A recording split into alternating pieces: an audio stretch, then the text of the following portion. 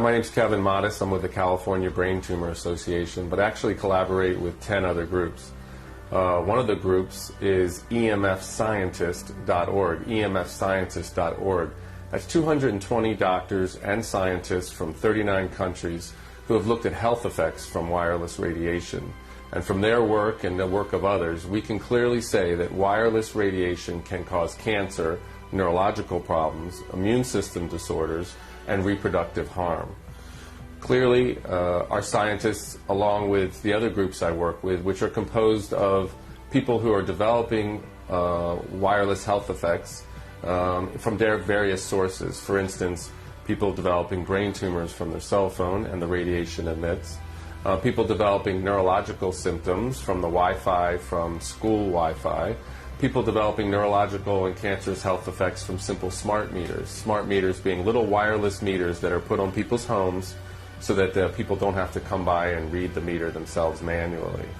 So regardless of the source, and cell towers are the most powerful source of wireless radiation emissions, regardless of the source, the health effects can be the same.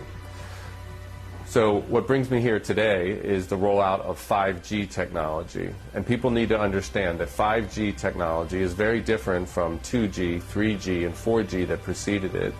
And that is because the wireless radiation is using a higher frequency. Our current wireless technology uses about 1 gigahertz to 4 gigahertz. This new 5G technology is ultra high frequency, ultra high intensity, and it's 24 gigahertz to 90 gigahertz. To put this in some type of perspective, 90 gigahertz is 90 billion electromagnetic waves per second hitting your body. We know people are already getting sick from the lower frequencies, and we expect, that is our scientists expect, that these higher ultra high frequency microwaves are going to bring people to disease quicker and in a more intense form. The other problem with 5G technology is these microwaves are very short. So our old microwaves were about 2.5 to 3 feet long. These are now about 1 inch to half an inch long, and they don't travel very well. So they're going to have to put a little cell tower transmitter in front of about every 2 to 10 homes.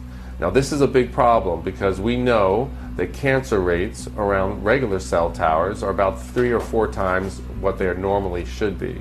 We also know that there's neurological symptoms that increase as you get closer and closer to a cell tower. Now these new transmitters are going to be placed close to people's homes.